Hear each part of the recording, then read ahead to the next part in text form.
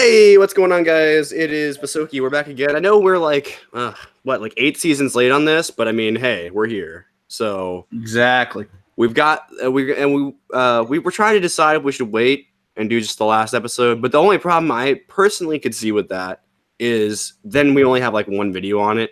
What I think we should do, and we almost have the opportunity to do this now, is kind of just go back and retrospectively review each season. Not maybe episode by episode, but we could go to like the big episodes from every season and be like, oh, this is what our thoughts are, you know? Yeah. There's certainly some ones in there like the red wedding, the purple wedding, things like that we could definitely talk about how our reactions were when we first watched it and when we think about it in the grander context of the show now once we have the final episode next week. That was a mouthful. But first, let's what did you think overall of the episode, Charlie, before we get into spoilers? I'll say I was on the edge of my seat, man. All episode, really, just was hyped about it. And it was an hour and 34 minutes, and it's like a mini movie. I think it was like an hour 19 was like what the actual episode turned out to, like where the credits started to roll, which is fair enough because there's a lot of there's a lot of credits, a lot of people work on the show. I was really excited for this episode because when I saw that Mikhail Sapochnik was the one that was going to be directing, who was the guy that did Winterfell and I think the Battle of the Bastards. So he's like the two of the biggest battles in Game of Thrones history. Two of the craziest battles, probably the two best battles in Game of Thrones history. Excuse me. Was the same director, so I knew this was going to be huge and some stuff was going to go down. That's a good point. Yeah, that aside, though, if you guys have not seen Season 8, Episode 5, please, pause the video now. Go watch the episode. It's out right now if you have an HBO subscription of some kind. And I'm assuming it goes out on the television, like, on-demand thing at the same time. I don't know. But yeah, it's available everywhere. Okay. Yeah. Okay, so go and watch the episode and come back, and you'll get our thoughts on it. You got our initial thoughts, so spoilers ahead. All right, so the first part of this episode that we should talk about is the opening sequence where Dany's just refusing to see anybody after the death of Missandei at the hands of the Mountain last episode. She's been left as what we kind of all expected her to turn out by the end of things, which is mad. Now, whether that meant she was going to go crazy and burn the city, we did not know at the beginning of this episode. But, we'll get there. But but the seeds were planted. She looked the craziest I've seen her when they first show her alone in the part of Dragonstone where we always had Melisandre and Stannis planning out their war. That little map that's got the dragon designs in it and stuff, which is really cool. I'm sure that's a book feature. It has to be. That's way too well designed to not be a book thing, right? But so we have some scheming with Varys going on in the background of this sequence that will pay off later. But at first, we just have Dany being crazy, and the only person she wants to see is her hand. So what did you think? Did you realize things were about to go down when this happened, Charlie? Oh yeah, man. She looked pissed. I thought they did a really good job of making it look like she's just been completely stressed and, like she hasn't been living really with how they made her face look. And I thought that was very, it brings you more into the scene. When I saw that, I'm like, holy crap. And I liked how they actually went back to Dragonstone. I thought that was a nice little touch. It made sense because Dragonstone, it's right across from it. So it made sense. It keeps her in close enough proximity to King's Landing that if they did something, she could respond. But it gives her a place that, one, she knows well because she spent like an entire season there pretty much, except for when she started to go north. But like before then, presumably she was there with Jon Snow at Dragonstone the whole time. And so she was there for a little bit of time. So she's obviously grown used to living there. So I'm sure she has some comfort out of it, but she still could also be within striking distance of the crown. So all this led to eventually Dany basically giving the ultimatum to Tyrion that if he didn't figure things out, that she was just going to burn the city down anyway. Which, if you go back a couple of seasons, she really did not want to do. It was her whole point was she didn't want to be Queen of the Ashes. What would she be ruling? But she's been pushed to that point by Cersei and by all of the people who are trying to, to kill her or to make her claim less legitimate or whatever, that she's finally just given up on trying to save everybody because she'd rather be Queen of the Ashes than to rule a place like Westeros, honestly, is what I think it comes down to. Yeah, that's really what it comes off as. Now, whether that's the accurate way to portray things, I don't know. I don't know what George R. R. Martin's going to do. I could see the seeds being planted that she's maybe not the best ruler in the books because I think it's left off like right before she leaves to go across the sea or whatever. Which is not, I don't know if it's actually what she's going to do or not. She may. I actually had this theory pop into my head. I was like, wonder if she in the books might go and make 7 kingdoms in Essos instead of in Westeros. But anyway, that's a theory for another day. Because she can't, maybe she doesn't want to go across for whatever reason. I don't know. People would probably be really upset about that. But anyway, so the next thing that happened was Varys' scheming that I mentioned before kind of comes to a head. And we kind of got told last season by Melisandre that he was going to die this season. It was kind of telegraphed. She was like, I have to die in this country. And so do you, basically, or something like that was the line that she says. Again, prophecy apparently is a thing, but it isn't. I'll get to that more later. And then you have Varys, who's trying to shift things. He's talking to Jon Snow earlier in the episode, trying to get Jon Snow to like accept being king. And Jon Snow's like, I don't want it, bruh. I'm not the king. I just wanted to kill the Night King. I'm good. Yeah. And he's over the kings and queens. He just wants to probably go back beyond the wall, which is a theory I've also heard, which is interesting that he might go and be a good dog owner beyond the wall. We'll get to you, Jon Snow, and your dog habits at the end of this. But yeah, I mean, and Varys ultimately, we knew his scheming would kill him eventually, just like it did Littlefinger. I have a feeling that a lot of the fans that have been following the Spider, just like a lot of people that had followed Littlefinger for so long, are going to be upset that this character who seemed untouchable somehow didn't see this coming. But you can tell that, like, I got to say, his final moments are like haunting in a way, because this is the guy that you've watched try and do what he believed the best thing for the realm was so many times. Yep. He's the first character of this episode that we've seen since season 1, episode 1 that dies. No, that's true. That's true. I always like to keep an eye on that, like as it goes on. We had Theon last episode. Wasn't it Christy in episode 1, as was Jamie? I mean, but anyway. Well, you said the first. Yeah, that's what I'm saying. He was the first one of season 1. Oh, you said the first. I thought you were okay. Yeah. There's all kinds of characters in this episode, man, that have been around for a while, and you're just like, wow. But anyway, so Varys ultimately is burned alive, as Dany told him he would do if he ever betrayed her. And his words are like haunting, though. Like I was saying, his words are something to the effect of, I really hope I'm wrong. I hope she's not going to burn this city, Yeah. Well, we'll get to that. Like I said, we'll get to that. And so after that, we find out, I forget who tells. Do you remember who tells Tyrion that Jaime got caught? Was it her? I think it was her, right?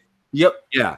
And so he goes after this execution to the camp where they're holding Jaime over by the walls of King's Landing. And fair enough on him. He just uses his executive power and just tells the Unsullied to leave, which I guess none of them are smart enough to figure out they don't really have to do. But I guess, he does have the power to give that order. It's just whether or not the Unsullied leader would let them, i.e. Grey Worm, who probably wouldn't, but irrelevant. He gets them to leave. He frees Jaime with the promise that Jaime's going to take Cersei and he's going to leave King's Landing and go and start a new life, presumably, I think he said in Pentos, so in one of the free cities. So essentially being exiled in the same way that the Targaryens were at the beginnings of season 1, which would have been interesting also. But, again, we'll get there. So after that little moment of Jaime being freed by Tyrion, by the way, I have to say, I really enjoyed that moment because it was like a callback to season 3 or 4, when Tyrion leaves Red Keep when he's about to be executed after the trial by combat where the Viper dies. Spoilers. That was there were so many spoilers in that sentence right there. I don't even know. But and it was an amazing callback to when he gets freed by Jaime, and Jaime even says that, I was like, I never thought I'd be able to return this favor, Yeah, that was a brilliant scene. Like the writers realized they were doing something really cool in that moment. And when people say Benioff and Weiss don't know what they're doing, watch this scene, watch that other scene. It was even framed similarly, I'm pretty sure. Other than that, it was darker. You know how it is, though. It don't count the good stuff, man. Come on now. It's fine. It's fine. We're not going to start a war with those other people. They have their opinion. We have our opinion. It is what it is. So after that, the Arya and the Hound finally arrived in King's Landing, and a few cutaways later, they end up inside the Red Keep. And Jamie, who has been freed at this point, about 20 minutes ago in the episode, I think, has to go a different way to get to inside the Red Keep. It's nice seeing Arya and Clegane. It just because that's a lot of people's favorite storylines is those two when they were doing it. So bringing it back and they're really kind of they now look at each other. Before he looked at her as like a little girl he needed to protect. Now he sees that she can handle herself and that he's perfectly fine letting her make her own decisions like this. Yep. Because that's the thing. We'll get to it later on, but he gives her a choice. He doesn't tell her what she has to do. I mean, he does and he doesn't. Well, again, we'll get to it. I keep saying that. So Jamie had to find a different way. It is at this point that Dany finally arrives at King's Landing. She's finally mounted Drogon and is now flying towards the city. And Euron just realizes in this moment that it was like that meme. It was at that moment that he realized that that whole meme, you know what I'm talking about? Like, when he sees that dragon dip down. To see when people do, I'm sure they'll do YTPs of this, and I'm sure that'll be the thing. But anyway, so Dany flies through, destroys the entire Iron Fleet with Drogon. Euron jumps off the ship. We don't know what happens to him at that point. And then she starts burning all of the Scorpion turrets that are around King's Landing. So personally, my only problem with her burning all the Scorpions is I would have expected them at least to get a shot off because like 12 of them was enough to kill a dragon, but whatever. Because I'm sure that there's more than enough around the border of King's Landing to be more than there was on that fleet. That aside, I can suspend my disbelief and be like, well, the dragon was just angry, whatever. Yeah. And she destroys all of the defenses around King's Landing. It's at this point that Qyburn, the Hand of the Queen for Cersei, who I think lost his thing somehow. I think they couldn't afford both of them for whatever reason. But he didn't have it for whatever. He might have had it and I just couldn't see it, but whatever. And he's like, hey, all of our defenses have like fallen. We should like probably leave. And she's like, nah, it's good. We'll be fine. And it's at this point that it kind of goes back and forth for a bit where Tyrion had planted this. I forgot to mention this. Tyrion had planted this plot earlier in the episode where he told Dany not to attack the city and burn it to the ground if the city surrendered. And the way the city was going to be signaled to surrender, I actually feel really bad for not mentioning this because that was part of why he freed Jaime. So let's go back to that for a second. So he frees Jaime so that he can get Cersei to get the city to surrender. And in which case she'll take King's Landing, she'll become queen, and she won't have to shed any blood. Which seems to be the through line of this episode is Tyrion doesn't want blood to be shed, nor does Jon Snow. Everyone just is going to do what they're told, though, because they're loyal to Daenerys. It's very dangerous loyalty to have. And so after all this sort of happens, you had Dany blowing open the front of the gates, which let the Northmen and the Unsullied and the Dothraki into the city. It's also fried the Golden Company in one fell swoop, except for that one guy who somehow lived. But I'm still but whatever. Whatever. I don't know how he lived. There's a lot of that in this episode. It's okay, though. Wait, you're talking about Captain Strickland, the one who then gets... Yes. Yeah, I don't... I think that was the whole thing of just... Then you see him get wiped out on his own. Because he's the only one they've shown us. Indicative of the rest of the battle in that moment. But, like, I'm just saying, like, everything that's about to happen is foreshadowed in that moment. But anyway, so after we get the bells ringing and the city's about to surrender and Tyrion's like, oh my goodness, I can't believe this is happening. Because there's this moment when Jon Snow, the Northmen, and the Unsullied and Grey Worm all come in contact with all the Lannister soldiers. Because the Golden Company are all dead. All 2,000 of them got dragoned. And so now it's just the Lannister soldiers, which I'm going to assume there's probably a couple thousand here and there. I don't know how many there are exactly. Probably a lot. But then you have the moment when Daenerys finally snaps completely. She's looking over at the Red Keep, and she realizes that she might take it without having to burn the city down. And all the bells start to ring, and it makes her just snap because the bells start ringing across the whole city, and she's like, in the moment she's losing this fight she's had to fight her whole life. And she sends Drogon down, and the small folk that didn't make it into the Red Keep all get burned. Yeah. And then as she goes around more and more of the city, more and more small folk get murdered, and so on and so on. And we know there were millions of people in this city. Now, granted, I'm guessing like a couple 100,000 might be able to fit and be packed inside the Red Keep. Not that it mattered anyway, but you're talking about hundreds of thousands of people got burned in this. Literally. In the middle of all this chaos, Jon Snow stops a rape, which is to imply that that's happening everywhere in the city, or everywhere that there's troops anyway. Yeah. And it's also like, this whole battle is being shown to you through these moments with Jon and Grey Worm and the Lannister soldiers. One of the darkest moments in this whole episode is Grey Worm just decides, I'd rather have revenge than honor, and kills all of the Lannister soldiers that have put down their weapons. And I don't blame the Lannisters for picking their weapons back up, because I would too in that scenario, you know? I may have surrendered, but dude, if you're running at me with your pike, I'm defending myself. Yeah, I'm throwing hands. So first, Charlie, what was your reaction to Dany burning the city? And then what was your reaction to Jon Snow kind of showing how this battle is? Jon Snow was like our eyes through this battle. Again, I think it gets you wanting to root for Jon Snow. It implies that he is the one that we should be rooting for, because he's kind of the baby face. It also gives you mixed emotions, because these people that you have been rooting for eight seasons now are all of a sudden, you're kind of like, man, are these even the right people anymore? You're like, God, you almost feel bad because you're like, oh, they surrendered, but you're still killing them. Yeah, I mean, these are the soldiers that we watched murder many people in that we thought were cool.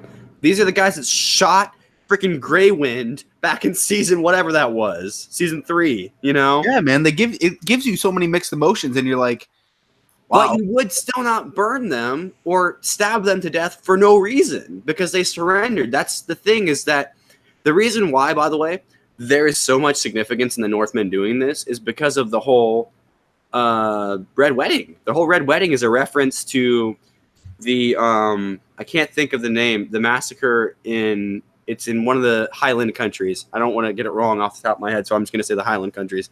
And there's all these Highland northern hospitality laws in Europe, where if someone slept in your house or dined at your table, you wouldn't just kill them, because you have like that connection now. It's just it's just a northern thing. In this, the Northerners are shown to be just as brutal, if not as brutal, as the Southerners. Yeah. And then you wonder to yourself, man, these are 7 kingdoms. The North is one of the 7. So the North had to have done all of that stuff, all the pillaging, all the raping, to get what it was. So you realize in this moment how there really is, as smart of a person as Varys was, he couldn't realize that kind of power corrupts. Doesn't matter who it is. I mean, look, who has been a good king besides like Tommen? And Tommen didn't care really what happened in the kingdom. Yeah. He was more of just like forced into it. He was like Aegon the Unlikely, just was never meant to be king, and then he just ended up as king. So after that, we have one of the craziest non-fan servicey fights of all time, which was Euron versus Jaime. I think they thought it would be fan servicey, but it wasn't, because I think a lot of the fans don't really like Euron. Which is fine. It gets you. It's this weird feeling, because all of a sudden after last episode, you're kind of turning on Jaime a little bit, because because you have this arc of him for 7 seasons of him becoming a good guy, and he just apparently was all a lie. And then he kind of backstabs Brienne a little bit, and you're like, man, I don't know how I feel about this guy. You're like, okay, but I think he's just trying to make it so she doesn't follow him because she doesn't want her to die. Then you get to this episode and you realize, no, he's just obsessed with her. Yeah, he at his core, he's too obsessed with Cersei, and he just can't shake it. But I think I think we can agree is unfortunate because we loved this guy's arc throughout all the show. But all a lie. It was all a lie, and that's unfortunate. But it is what it is. I did like this fight though, and I did like that Euron did get the satisfaction of saying he killed Jaime Lannister. Yeah, that was nice. Every time I watch Jaime fight, I wait for him to slug somebody with that hand. He finally did it. Yeah, I love when he does it. He just poof. It's like, okay. It was a backhand, which I totally expected it to be because it's what it's set up for, is for a backhand. So I kind of was hoping he would do the thing he did in the Dorne subplot where he caught the sword again. I thought that would come back at some point. I guess it didn't. I thought that would be like in his fighting style after that point because he just got lucky. Because really, Euron's become the big heel since, obviously the Boltons were the heels for a while there. They took over that role. And then really it kind of, Euron and Cersei become your two big heels at this point. And you're just the Boltons, it made sense for the Boltons to be the threat in the north and the south to have the threat of the southern Lannisters. Yeah. Because no one was ruling from Casterly Rock. It was just whoever Lannister was the most in charge. So the only people that were the bad guys that were going to be near most of the threat, because all you had was Jon Snow and the rest of the Starks that were up in the north at that point, that you were really following at that point. So you had to have a threat. So it was genius of George R. R. Martin to put a northern threat there by doing the Red Wedding and making the Boltons be the reason why, because apparently the Boltons had the loyalty of the phrase. Anyway, not that that's a problem. I didn't realize that at the time. It was one of those. So that alliance formed through the Lannisters. That's what I'm saying. Like it was they because Bolton wanted a quick marriage because he didn't care, because how he got Ramsay was from a rape. Lots of rape in this discussion. I think it's implied in the books that he raped a woman, and that's how he got Ramsay. Point being, Bolton's not great dudes. Lannisters are pretty messed up, including Jaime, which is unfortunate. The only good one seems to be Tyrion. And fair enough, given his upbringing. So he was just as much disliked by the Lannisters as everyone else. So that led to Jaime eventually winning the fight. Euron dying on a rock, and Jaime went to try and save Cersei. And by the time that I'm just skipping around because I'm going to get to the other stuff last. So I'm getting to these deaths first. So they try and leave through the tunnels in King's Landing, where all the wildfire and stuff was. And there is blocked off paths, and the city and the Red Keep collapses on top of them, killing the Lannister twins. They died together like they said they would. It's not the way I would have had them go, based on previous prophecies. Really quickly on the whole prophecies thing, some of them count, some of them don't. The ones that matter to the writers count, I guess, and the ones that don't. And that's, I guess, their choice. I'm assuming George R. R. Martin's going to try and wrap all of them up, but I don't know.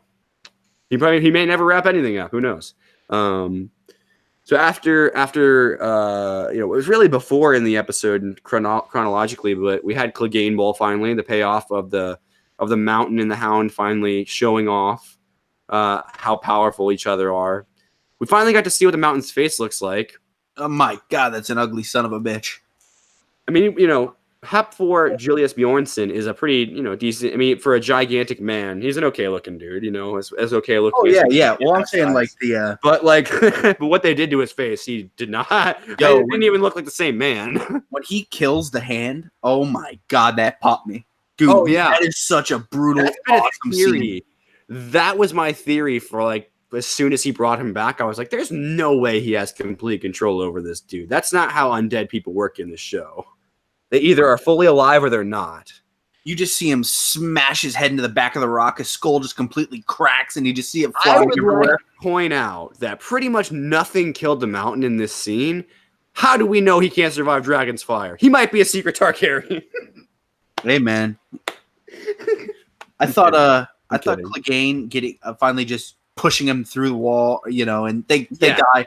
Him dying in the fire, Clegane. I mean, that's kind of, or I shouldn't say, Sandor Clegane, the Hound. Yeah, it didn't overcome his fear of fire, but he used fire to kill him. Who was another guy since season 1, episode 1. Yeah, I mean, let's just think, because we've gotten to all the deaths so far. Let's think who all died from season 1, episode 1. Varys was in episode 1, right? Was he in episode 1? Yep, Jaime and Cersei. And the Hound. The Hound. and I think that's it. Yes. Yeah. Because you're on. We didn't see him until season 6. Yeah, he was late. He was a late addition, even though he was in the story maybe before then in the books. I'm not sure, but who knows? And anyway. you know who's looking good right now is Yara, because she's got complete control of the Iron. She's now queen of the Iron Islands without having to do anything. Literally, the Iron Fleet's kind of gone though. She's gonna have to work on that. Although she did have people that could build ships. So, but anyway, what do you think happens with Braun now? I think he disappears from the plot and doesn't come back. I'm cool with that. I think he'll get Highgarden maybe in some off weird. Yeah, because he's another one. I mean, we saw him season 1, episode 4, I believe. Was this? Yeah, when Tyrion gets out of the Sky Cell. Yeah. So it's like he's cool. He might just like it might be one of those things where Dany gets mad that he was even gonna kill them, so she kills him. Who knows? So we really get. Do you think she would give Bronn some kind of castle or something? I mean, let's be real. How many castles, how many seats of power in Westeros are just unknowns at this point? He might just be able to walk into a castle at this point. Yeah. I mean, there's you got the 7 kingdoms, and is anyone going to stop them? I mean, if he wants to be Lord of if he wants to be Lord of the Reach and Highgarden's empty, and he can get enough soldiers behind him, I mean, first of all, you won't be able to stop him because Ron's pretty good military strategist, you know. Yeah. I mean, I want to seek some kind of resolution for that because I do too. I want to see in the next episode. And see what they may just not have time for it, you know, because there's got to be another battle now. Which I kind of am annoyed by. The second battle of King's Landing. No. I don't know if it's going to be a battle or backstabbing. Something like that. A revolution of some sort. So after all of this chaos, we had a scene somewhere in there where Arya looks like she gets burned by fire. Actually, let's go back. There's like 5 times where she looks like she's going to die. Yeah. So we skipped over this part. So when her and the Hound are deep inside the Red Keep and it starts getting burned by Dany, he's like, you need to get out of here. A minute he said that, I was like, she's going to leave? Then why did she go? Because that's just my thought. She should not have been there unless she has a purpose to be there next episode, which everyone seems to think. But I keep almost dying over here. But even if she does have that purpose, why couldn't she have just not gone into the Red Keep and put herself in all this danger? Because they didn't think it'd be burned to the ground either. Oh no, I'm not saying that. I'm saying, I guess the whole setup that people are implying is going to be that she saw all the destruction that Daenerys caused and that she'll stop it, but she has literally no personal stake in it because she's just said herself she would respect Jon's decision. So, yeah, I think the moment from this is she says, "Thank you, Sandor." Like, I think it completes that. You know, I mean, they're finally. When it was all said and done, you know, we touched on it a little bit. You know, they respect each other, and I mean, they're really kind of best friends at this point. They don't have anyone else. But after he sends her away, there's like 5 times where she almost dies. She almost gets killed by Rebel like 3 different times. I swear, I'm not even kidding. No, and then she almost dies from the fire. I made the joke to you that everyone's going to be a secret Targaryen that survives fire now, but like, I would say the one time I really thought she bit the dust is when they come back. And it's like really ashy, and it looks like her head's completely bleeding. I'm like, she's dead. Oh yeah. There was a legit second there where I'm like, oh my god, that's it. Think about how expensive that sequence with all that rubble was to shoot. Probably that they only got like 30 seconds out of it of her just walking. Yeah, and then you see her. Not that I'm complaining. One of the big stories of while she's running is she sees this mother and this child. And she's trying to help alive by Daddy. Yeah, I mean, like, so that goes into the fire thing. Yeah. So the only thing that's the only thing I don't think she should have survived. Now, granted, did she duck into a corner and somehow live? Probably. But like every other place that Dany burned, all the buildings collapsed too. So. Well, I think it collapsed, right? That was the last thing, and then you see her. No, yeah, like the tower. The tower. She survives the tower, yeah, but then like. Then that's when the fire comes in that we supposedly killed her, but it didn't. So, it doesn't really matter. There's no rules at this point. The rules went out the window in the Battle of Winterfell, you know. anyone can survive anything at this point. Yeah. Apparently, half of the North and half the Unsullied and half the Dothraki survived the dead. So, and that was 100,000 troops. I guarantee you, there's not 100,000 troops at King's Landing. So, Yeah. it was 100,000 dead troops that don't have energy. They just keep going. Yeah, so they could stop anything at this point, and I'm not surprised. So, so do you have an overall rating for this episode? I don't know how people would rate these episodes. Well, yeah, I want to touch on this last thing. Okay, go ahead. I got a theory here. So Bran sent in Bran. Let me get that right. Bran Stark. He sent an Uber in the form of a horse to Arya. So, it could be. Hey, it could be. He could have been watching this and been like, "Man, I hope she lived. Here's a horse, man." Yeah, that's a great theory. I love the idea that he was sending. Couldn't he just be like the best cavalry ever? Like, couldn't he force horses? Because isn't like a big thing about cavalry is that horses, I assume, get scared, right? Can he take over a dragon? The dragon just turns its head toward Daenerys slowly. Yeah, literally. But yeah, I think her escaping on the white horse. We were talking a little bit. I thought she was dead for a second when she sees the white horse. I'm like, is this her seeing the gates in a way? Yeah. But this imagery that's been used before, like especially because she's like riding off into the sunset too at the end. Like, not that it was a sunset, but like the end of the distance. Yeah. So my closing thought. I think the idea of her seeing all the shit that went down with that's why they had 5 or 6 scenes of her escaping and seeing the people getting burned alive. You know, I think it's because it shook her, and now I think Dany is going to be her target, whether no matter like whether it's Sorry. Well, at this point, Dany cannot rule because the show has made an excellent point of saying that tyrants are not allowed to rule at the end of the show. So, Jon Snow likely will take the throne next episode because it's been said, I think, by people that if he's got no choice, and it seems like that was the whole point of him seeing everything too, is he will have no choice but to be king. And presumably that's going to put things kind of back where they were when they started. Because Rhaegar would have been king, and he was allegedly a pretty good man. I mean, he was a little touched, but he was pretty good, you know. Which I would argue Jon Snow's a little touched, all crazy stuff he's done. Murdered. He murdered people. And he got killed. He almost beat. Yeah, he got killed, you know. So that's like, if anybody should rule for any reason, I mean, the man came back from the dead. You can get burned by fire all you want, or not get burned by fire all you want, I guess. But he literally came back from the dead. I mean, that's why Tormund and half the Night's Watch won't stop following him everywhere for half of the show, you know, because he's like a god to them, you know.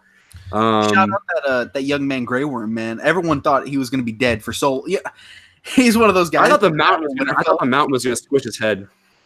I did too. I thought he was going to try and get his revenge. And he's still living. That's pretty neat. But yeah, so like you said, a rating. It's kind of hard to give a rating. I will say one thing. I think more people disliked it than I did. Absolutely. I really enjoyed this. I mean, I'm the kind of guy. I sometimes like to watch an episode twice, especially of a show like this. Like I think I've watched every episode of season 8 twice at this point. I don't know why. I have watched it twice. I just wasn't interested. I enjoy going back and seeing if I missed anything because it's an hour and a half. You're gonna, inevitably you're gonna hour and 19 minutes, and it's like I don't know. I think it. This episode in particular, there wasn't much to miss just because it was kind of just like scene to scene to scene. This is what was happening. It was watching a battle unfold a lot but over the course of an hour and a half, not over. It wasn't like the Battle of the Bastards, which was one continuous battle for like the whole thing, you know. Man, what a great episode. It was like more like Winterfell where it cut around a lot, you know, and changed to where it was focused on because there was multiple threats at any given time. It was almost like in this episode, you were the perspective of King's Landing being attacked. That's true. That's kind of, yeah, I like that. Yeah, that's a good idea. That's a good point. Because you see all the Lannister soldiers lined up before you see the Northmen and the Unsullied come in. It's like they were waiting there for, it's like when they're waiting for the dead to come into the walls, you know? Anyway, that aside, that was just an interesting thing that popped in. I was like, hey, it's kind of like they were once being attacked. So, I mean, we don't have to give ratings. I was just going to say out of 10. I mean, I would have given this a decently high rating, but we don't have to do that. No, yeah, I'm going to give it a rating. So if I would give the Battle of the Bastards a 10 out of 10, right? Yeah, right. There's probably a couple episodes that would be up there. I'm going to say, in terms of just being on the edge of my seat, and then I have to give it a high rating, I'm going to say 8.7. I'll go. I mean, 8.9. It's right under that. Like, I'll go a 7.9 because there were things that disappointed me. Only because there were things that disappointed me, and it was only because I built up in my head because I've read way too much into this, you know, and sometimes they realize how complicated some of the theories are there out there, and they realize there's no way they could ever satisfy everyone. yeah, And so they don't try to, because I can tell you what, when you try and satisfy everyone, that you get the Battle of Winterfell, which ruins the season for a lot of people, you know, which is unfortunate. Ruins a series for some people, I would say, honestly, because it's how some people are reacting. yeah. But anyway, that aside, if you guys want to give your ratings down below, go ahead. Make sure you guys, if you want to see our next Game of Thrones related video, which we'll have one coming at you next week, right after the episode goes live. So what's your one hope for next week's episode? Like, I hope Jon Snow finds a way to not be king. Okay, so you don't want him to be king. I don't. I never did. I never thought he was meant to be king. I mean, even with the bloodline, he's meant to be king. But I agree with him. I don't think he'd be a good one. I think he would be too honorable. And I think it'd be really awkward if you had a king in a King's Landing that was executing people personally. Yeah. I think my hope or prediction is I want it to be something with Bran where he like. Some people say he would be an interesting king because he actually can't be biased. Yeah, not necessarily king, but I want like Bran to have some big impact next episode.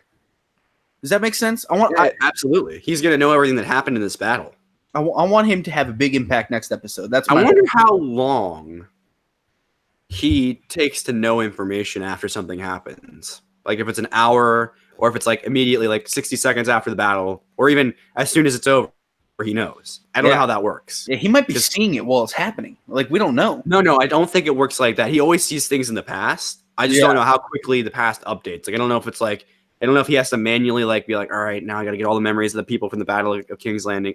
You know, like it's like a file download or something. But or if he just as soon it could be as soon as an event within the battle happens, he sees it because it always seemed like his visions were kind of pieced apart, and he saw these different things from different points that are all tied together. So it's probably very confusing. But by the next episode, he'll probably have figured it out to some degree. But I don't know how much. I would like to see something with Bran as well because you know. If presumably they kill the dragon, which they might have to kill her, then there'll be no magic left because Bran will be basically useless at that point. Because why would they need him at that point? And he doesn't want to be Lord of Winterfell, but I don't think they're going to let Sansa be either. I don't think society's gotten to that point yet. It's gonna be interesting, man. We'll see how this goes. We'll be back next week for the finale. Yeah, for sure, definitely. And if you guys want to see more videos like this, because we do other breakdowns and reviews and reactions and stuff like that, like for Marvel movies and stuff like that, you guys can check that out on this channel. But also make sure you guys like the video and subscribe and click that little bell so you know when we go live or when a video posts. And we'll see you guys all later.